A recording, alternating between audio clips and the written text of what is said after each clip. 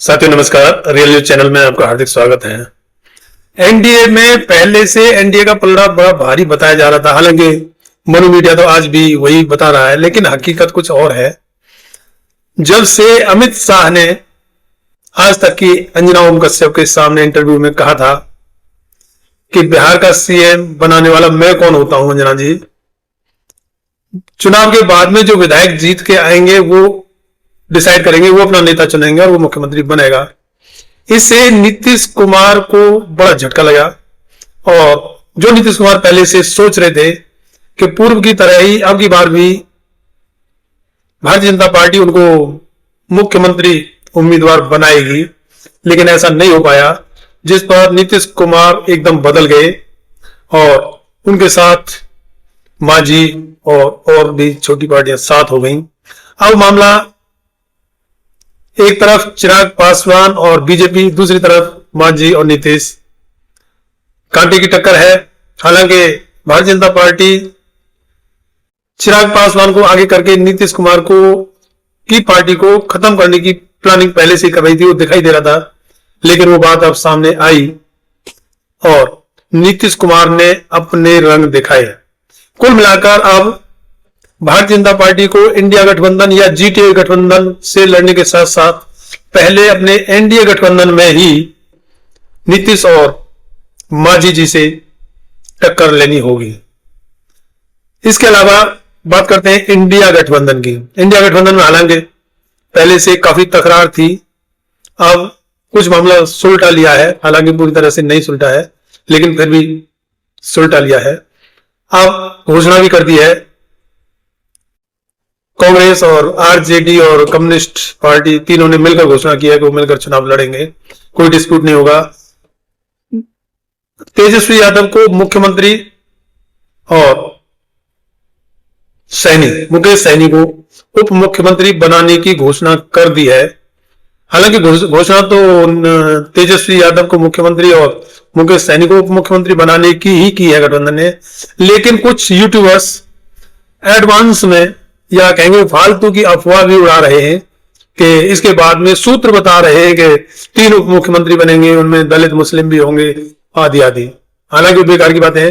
जब घोषणा मुख्यमंत्री और उप मुख्यमंत्री की है तो 3 उप मुख्यमंत्री कहां से आ गए? ये सिर्फ यूट्यूबर्स या मीडिया की जो सत्ता के साथ में दलाली कह सकते हैं, दलाली वर्ड आजकल ज्यादा चल रहा है, दलाली कह सकते हैं, वही है और कुछ नहीं है। इसके साथ में एक जो बड़ी बात है, फिलहाल पहले तो एनडीए गठबंधन और इंडिया गठबंधन की टक्कर बताई जा रही थी और काफी समय से चली आ रही है, लेकिन इस बार एक जो नई बात हुई है वो है जीडीए गठबंधन, थर्ड फ्रंट, जो असदुद्दीन ओवैसी जी, आजाद समाज पार्टी के अध्यक्ष चंद्रशेखर आजाद और अपनी पार्टी, अपनी जनता पार्टी के अध्यक्ष मौर्य साहब, तीनों ने जो जीडीए गठबंधन बनाया है उसकी बड़ी धमक बिहार में दिखाई दे रही है। हालांकि अभी तक उन्होंने 64 सीटों पर ही घोषणा की है, जिसमें से 35 एएमआईएम और 25 आजाद समाज पार्टी और 4 अपनी जनता पार्टी सीटों पर लड़ेंगे। और ये सीट वैसे बताया जा रहा है कि बढ़े जाएंगी और 100 सीटों तक मामला पहुंचेगा। लेकिन इसके साथ ही दलित मुस्लिम गठजोड़ और अति पिछड़े, ये एक ऐसा गठजोड़ बनने जा रहा है जो आगे भारत में बड़ी भूमिका निभाएगा, ऐसा लग रहा है। क्योंकि जब से जीडीए गठबंधन बना है तब से मुस्लिम अधिकार की बात या दलित अधिकार की बात कुछ ज्यादा ही हो रही है, और उसके लिए जो एएमआईएम के प्रदेश अध्यक्ष हैं उन्होंने बड़ा रोल निभाया है। उन्होंने पहले जो राहुल गांधी की रैली में भी ढोल तमाशे के साथ में जाकर प्रदर्शन किया कि उन्हें भी इंडिया गठबंधन में शामिल किया जाए, और लालू यादव के यहां भी जाकर उन्होंने प्रदर्शन किया कि उन्हें भी इंडिया गठबंधन में शामिल किया जाए। लेकिन इंडिया गठबंधन ने जब कोई रेस्पॉन्स नहीं किया तो एएमआईएम ने आजाद समाज पार्टी और अपनी जनता पार्टी के साथ तालमेल बैठाकर जीडीए गठबंधन का निर्माण किया। अब ऐसे में जो राष्ट्रीय जनता दल का एम वाइज समीकरण होता था वो गड़बड़ा गया। अब इसके साथ में मांग भी उठने लगी है और उन चीजों पर भी ध्यान दिया जाने लगा है जो राष्ट्रीय जनता दल पहले से करता आया है। जैसे राष्ट्रीय जनता दल इस बार 143 सीटों पर लड़ रहा है, उनमें से 51 सीट यादवों को दी गई है जिनकी आबादी 14% है। बिहार में यादवों की आबादी 14% है, लेकिन उनको टिकट 51 दिए गए हैं, जबकि मुसलमानों की आबादी 20% है, लेकिन उनको टोटल टिकट 18 ही दिए हैं। इससे जो राष्ट्रीय जनता दल के प्रति मुसलमानों में बड़ा आक्रोश है और उनका कहना है कि क्या वे सिर्फ वोट देने का ही हक रखते हैं, क्या वो वोट देने के लिए ही बने हैं।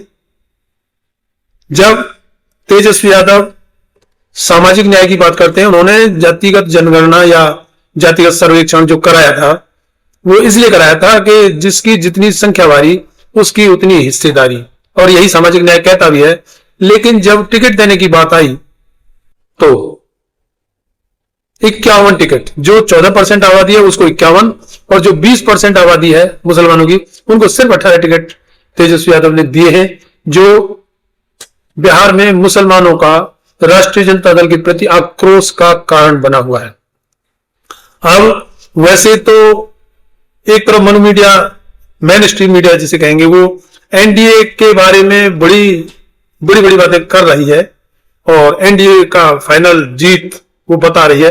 हालांकि ग्राउंड पे कहीं कुछ दिखाई नहीं दे रहा है।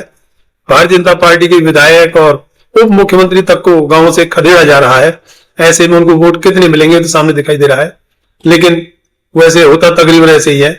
पहले हरियाणा और महाराष्ट्र में भी देखा गया था कि उनके विधायक और उनके नेताओं को गांव के लोग खदेड़ते थे, लेकिन फिर भी वो फाइनली जीत जाते हैं। वो उनका अलग राज है जिसमें वोट चोरी का बड़ा हाथ बताया जाता है, साथ में ईवीएम का भी। जनता खुलेआम कहने लगी है कि चाहे इनके नेताओं को खदेड़ा जा रहा हो गांव में, लेकिन ईवीएम और वोटर लिस्ट से चुनाव आयोग जिताएगा भारतीय जनता पार्टी के नेताओं को। हालांकि लोकतंत्र के लिए अच्छी बातें नहीं, अच्छी भावना नहीं है। इस पर सरकार को जरूर इसका निराकरण करना चाहिए, लेकिन ये बात अलग है। हम दूसरी तरफ बात कर रहे हैं, जो मुसलमानों का हक अधिकार राष्ट्रीय जनता दल भी देने को तैयार नहीं है, जिसने सिर्फ यादवों की पार्टी राष्ट्रीय जनता दल को बना दिया है, और ये तेजस्वी यादव के लिए मुश्किल भरी बात होगी। ये तेजस्वी यादव को कहीं ना कहीं नुकसान पहुंचाएगी कि जिनकी आबादी सिर्फ 14% है उनको 51 टिकट, और उनसे ज्यादा जिनकी आबादी है 20% मुसलमानों की, उनको सिर्फ 18 टिकट। तो अब ये भी देखा जा रहा है, सोचा जा रहा है, और इस अधिकार की बात भी उठ रही है। इन सभी बातों से लगता है कि लोकतंत्र और मजबूत हो रहा है। पहले कांग्रेस मुसलमानों का वोट 55-60 साल तक लगातार लेती रही, लेकिन कभी मुसलमानों ने अपने हक अधिकार के हमारे कितने वोट हैं और कितनी सीटों पर हमारे कैंडिडेट लड़ाए जाएंगे, इस बात पर कभी ध्यान नहीं दिया था। लेकिन अब आखिर जनता यहां तक पहुंच गई है कि हमारे जब वोट इतने हैं तो हमें टिकट भी इतनी होनी चाहिए। हर दल को, सभी जाति समूह, वर्ग, धर्म के लोगों को उनका हिस्सा देना ही होगा। बेईमानी ज्यादा दिन नहीं चलेगी। इन सारी बातों से लगता है कि लोकतंत्र मजबूत तो हो रहा है। लोकतंत्र की यही खासियत है कि जिसकी जितनी हिस्सेदारी, जिसकी जितनी संख्या बारी, उसकी उतनी हिस्सेदारी होनी चाहिए, और यही लोकतंत्र है। डाइवर्सिटी का नाम ही लोकतंत्र है और वो आकर रहेगी, चाहे इसको रोकने वाले कितनी भी बेईमानी कर लें। अल्टीमेटली अंततः ये करना ही पड़ेगा। इस वीडियो में इतना ही। चैनल को सब्सक्राइब, वीडियो को लाइक, शेयर और कमेंट में अपनी राय जरूर दें। धन्यवाद। जय भीम, जय भारत।